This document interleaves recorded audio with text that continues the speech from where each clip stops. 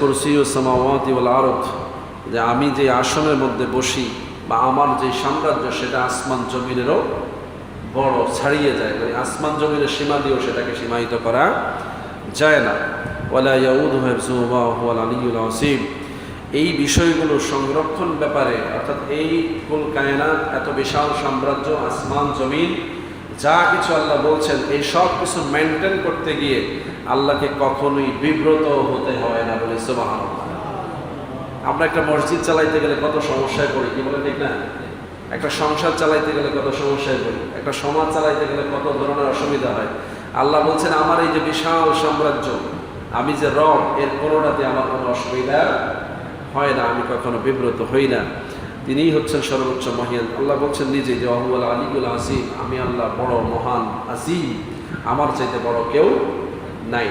তাহলে যার হাতে সব কিছু, যিনি এমন